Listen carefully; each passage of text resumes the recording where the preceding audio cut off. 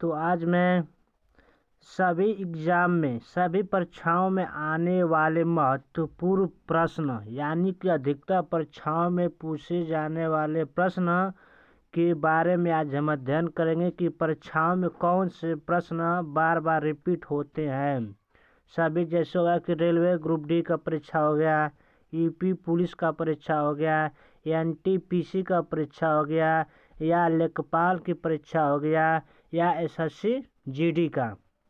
इन सभी में जो प्रश्न आते हैं वो कहाँ से आते हैं, कौन से प्रश्न जो होते हैं वो रिपीट करते हैं। जैसे साइंस का हो गया, या जीके का हो गया, या जीएस का हो गया। ये प्रश्न कौन कौन से हैं जो रिपीट करते हैं, उनके बारे में हम अध्ययन करेंगे कि ताकि ये प्रश्न परीक्षा में आए और हम लोग से छूटे न। इन प्रश्नों को हम आसानी से हल करें। तो जो महत्वपूर्ण प्रश्न है उनको कम से कम 50 प्रश्न लाए हैं हम कि 50 प्रश्न को आसानी से हम हल कर लेंगे तो परीक्षाओं में आने वाले अनेक प्रश्न को आसानी से हम हल करेंगे। जो यहाँ पे प्रश्न लाए हैं वो बहुत महत्वपूर्ण है, यानी बहुत सटीक पेपर से लाए गए प्रश्न है। तो जो प्रश्न बार बार परीक्षाओं में पूछे जाते हैं उन्हीं प्रश्नों को हम यहाँ पे आज लाए हैं। तो चलिए देखते हैं कि वो प्रश्न कौन कौन से हैं। यानी कि रेलवे ग्रुप डी हो गया, या यूपी पुलिस का हो गया, या एनटीपीसी का हो गया, या लेखपाल का हो गया। ये जितने पेपर इसमें होता है उनमें कौन कौन से प्रश्न आते हैं उनके बारे में आज हम अध्ययन करेंगे कि वो प्रश्न है कौन से। तो चलिए देखते हैं कि वो प्रश्न कौन से हैं।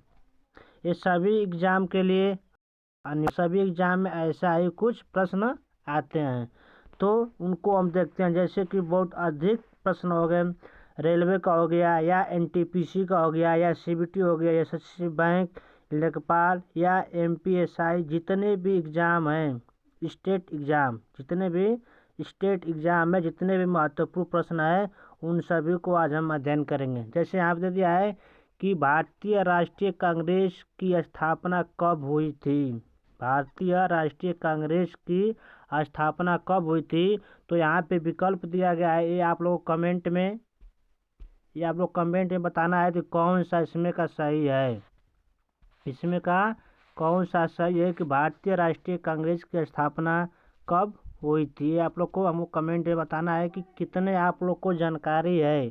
जो कंपटीशन एग्ज़ाम है इनके बारे में आप लोग कितने जागरूक हैं और कितने इनके बारे में जानते हैं। तो इस राष्ट्रीय कांग्रेस की स्थापना को हम कमेंट में बताइए कि ये विकल्प सही है। तब फिर उसके बाद इसी के आधार पर हम अगला वीडियो लाएंगे। तो फिर आगे देखते हैं प्रश्न नंबर 1। प्रश्न नंबर एक देखते हैं कि कौन सा एक प्रश्न है। तो इसमें कहा गया प्रश्न नंबर 1 में कि बार किस भौतिक राशि का मात्रक होता है। जो बार होता है साइंस में हम लोग पढ़ते हैं कि बार किस भौतिक राशि का मात्रक होता है, तो वह होता है वायुमंडलीय दाब का मात्रक होता है। अगला जो है कि लुमेन किस भौतिक राशि का मात्रक होता है। ज्योति फ्लक्स। ये अधिकतर परीक्षाओं में ऐसे ही पूछे जाते हैं, ना कि कोई सिंपल नहीं, लेकिन वो प्रश्न हार्ड होते हैं, लोगों को समझ नहीं पाते हैं। सिंपल प्रश्न आज के एग्जाम में नहीं पूछता क्योंकि कंपटीशन का एग्जाम बहुत हाई लेवल पर चला गया है। तो अगला है कि इलेक्ट्रॉन वोल्ट किस भौतिक राशि का मात्रक होता है। इलेक्ट्रॉन वोल्ट किस भौतिक राशि का मात्रक होता है, तो इसमें है कि ऊर्जा। यह जो इलेक्ट्रॉन वोल्ट किस भौतिक राशि का मात्रक होता है, तो यह होता है ऊर्जा का। फिर अगला है कि किस यंत्र के द्वारा विभवांतर मापा जाता है। कौन सा किस यंत्र के द्वारा विभवांतर मापा जाता है, तो किससे मापा जाता है, वोल्ट मीटर से नापा जाता है। तो ये हमारे 4 प्रश्न हो गए। अब इसी तरफ आगे देखते हैं 50 प्रश्न लाए आज, इसको हम हल करेंगे। 5वां प्रश्न है कि विद्युत धारा कैसी राशि है। विद्युत धारा कैसी राशि है, तो विद्युत धारा हमारा अदिश राशि है। जो गैल्वेनोमीटर के द्वारा किसका पता लगाया जाता है, यानी कि गैल्वेनोमीटर के द्वारा किस वस्तु का पता लगाया जाता है, तो हम कहें कि विद्युत धारा का पता लगाया जाता है। ध्वनि ऊर्जा को विद्युत ऊर्जा में कौन परिवर्तित करता है? यानी जो ध्वनि ऊर्जा होती है उसको विद्युत ऊर्जा में कौन परिवर्तित करता है, उसका नाम क्या है? तो माइक्रोफोन। जो माइक्रोफोन होता है वो ध्वनि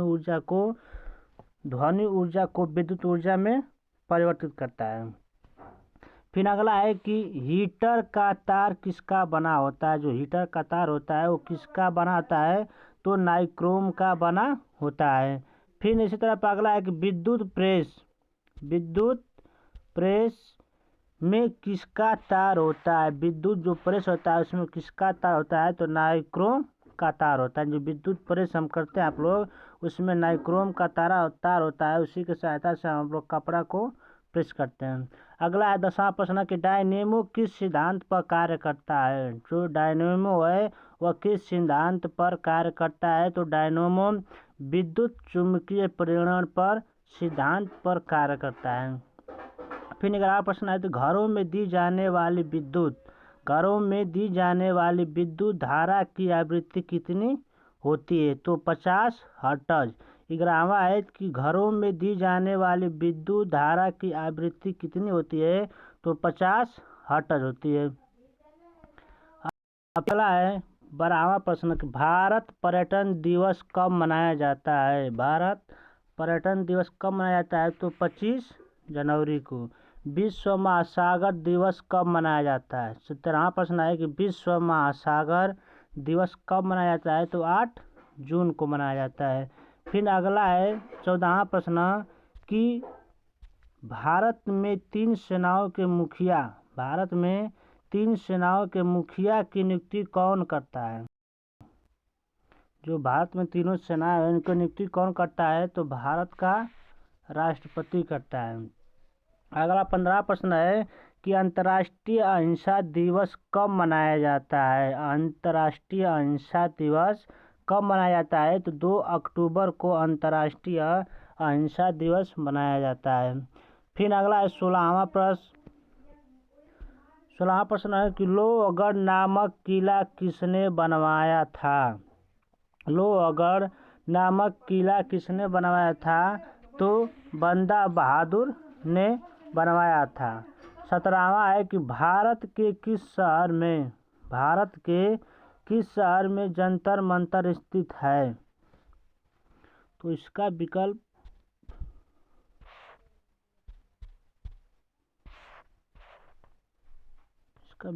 तो गया।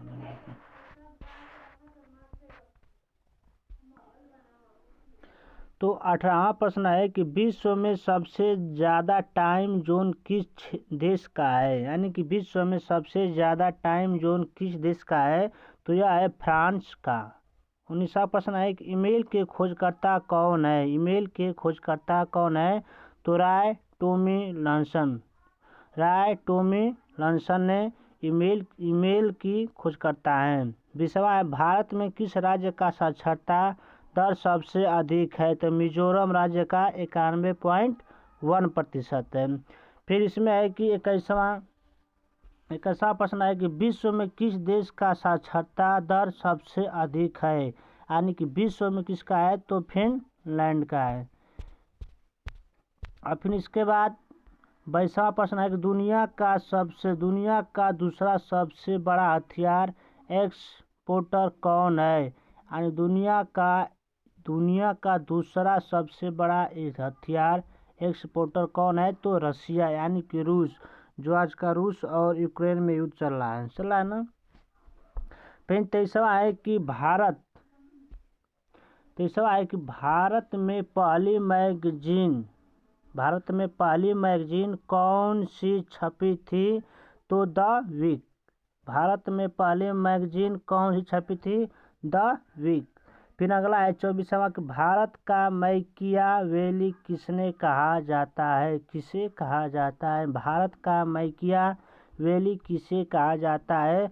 तो चाणक्य को मैकियावेली कहा जाता है।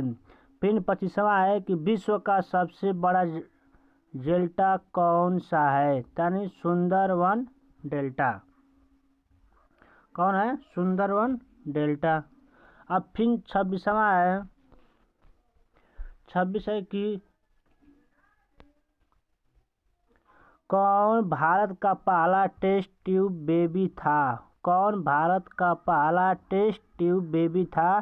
तो दुर्गा अग्रवाल। दुर्गा अग्रवाल भारत का पहला टेस्ट ट्यूब बेबी था। 27वां है कि वह क्या है? वह क्या है जो मर्द में 2 और औरत में 3 होते हैं? तो अक्षर। क्या है? अक्षर। 28वां है तो घड़ी की खोज किसने की थी? घड़ी की खोज किसने की थी? तो जोम वर्गी ने 1577 में की थी। किसकी खोज? घड़ी की। जोम वर्गी ने 1577 में की थी। अब 29वां है कि नोबेल पुरस्कार किस देश के द्वारा दिया जाता है? जो नोबेल पुरस्कार है वह किस देश के द्वारा दिया जाता है? तो स्वीडन के द्वारा दिया जाता है। फिर अब 30वां प्रश्न है कि सूर्योदय का देश के नाम से कौन सा देश प्रसिद्ध है? सूर्योदय के देश के नाम से कौन सा देश प्रसिद्ध है? तो जापान। दुनिया की सबसे बड़ी झील को किस नाम से जानते हैं? तो कैस्पियन झील। अब 32वां है कि अमेरिका में दास प्रथा किसने समाप्त की थी? 32वां, अमेरिका में दास प्रथा किसने समाप्त की थी? तो अब्राहम लिंकन ने समाप्त की थी। अब 33वां है कि सोनिया गांधी पर लाल साड़ी नाम की किताब किसने लिखी? सोनिया गांधी पर लाल साड़ी नाम की किताब किसने लिखी? तो जेबियन मोरो ने लिखी थी। 34वां है कि राजस्थान की कौन सी नदी बंगाल की खाड़ी में मिलती है? तो बनास नदी। अब 35वां है कि भारत के किस राज्य की राजभाषा इंग्लिश है? भारत के किस राज्य की राजभाषा इंग्लिश है? तो नागालैंड की है। ठीक। अब इसके बाद आगे 35वां के बाद 36 देखते हैं। तो 36 है कि बंगाल की खाड़ी में द्वीपों की संख्या कितनी है? 204। 37वां सवाल है कि विश्व प्रसिद्ध पेंटिंग मोनालिसा किसकी कृति है? यानी विश्व प्रसिद्ध पेटिका मोनालिसा किसकी कृति है? तो लियोनार्डो दा विंसी की है। किसकी है? लियोनार्डो दा विंसी की है। 38वां है कि भारतीय सेना में विजयंत किसका नाम है? भारतीय सेना में विजयंत किसका नाम है? तो टैक का। ऐसा ही सवाल हमारे एग्जाम में आते हैं ताकि इनको हम समझ ही नहीं पाते हैं। यह एग्जाम जो है यह क्या हमसे कहना चाह रहा है, कैसा प्रश्न दिया है कि हमको समझ में नहीं आ रहा है। या कंपटीशन या कोई भी पेपर यूपी पुलिस लेखपाल या रेलवे की हो, ऐसा ही हम लोग को एग्जाम में पेपर में प्रश्न पूछा जाता है। तो 39वां है कि भूगोल का जनक किसे कहा जाता है? भूगोल का जनक किसे कहा जाता है? तो हिकेटियस को भूगोल का जनक कहा जाता है। और फिर 40वां है जियोग्राफिका के लेखक कौन हैं? जियोग्राफिका के लेखक कौन है? तो इरेस्टोनीज है। अब 41वां है कि सौर मंडल में ग्रहों की संख्या कितनी है? सौर मंडल में ग्रहों की संख्या कितनी है? तो 8 है। फिर अगला है कि सबसे बड़ा ग्रह कौन सा है? तो बृहस्पति है। कौन सा है सबसे बड़ा ग्रह? कौन सा है? बृहस्पति है। अब इसके बाद 45वां का है कि सौर मंडल में क्षुद्र ग्रह छोटे खगोलीय पिंड हैं, वे किन 2 ग्रहों के मध्य पाए जाते हैं? सौर मंडल में क्षुद्र ग्रह छोटे खगोलीय पिंड हैं, वे किन 2 ग्रहों के मध्य पाए जाते हैं? तो मंगल और बृहस्पति के मध्य पाए जाते हैं। अब 46वां है कि पृथ्वी की जुड़वा बहन कहे जाने वाले ग्रह का नाम क्या है, तो क्या है, शुक्र है। यानी पृथ्वी की जुड़वा बहन कहे जाने वाले ग्रह का नाम शुक्र है। अब 47वां प्रश्न है कि तारों के मध्य दूरी ज्ञात करने की इकाई कौन सी है? तारों के मध्य दूरी ज्ञात करने की इकाई कौन सी है? तो प्रकाश वर्ष है। तो आज हमारा जितने प्रश्न थे, आज हमारा 50 प्रश्न कंप्लीट हो गए हैं। और इसको शेयर इतना करें ताकि जितने विद्यार्थी पढ़ने वाले हैं उनको आसानी से मिल सके और परीक्षा में अपना पेपर निकाल सकें। ठीक, तो हमारा आज तक यहीं तक। Thank you so much.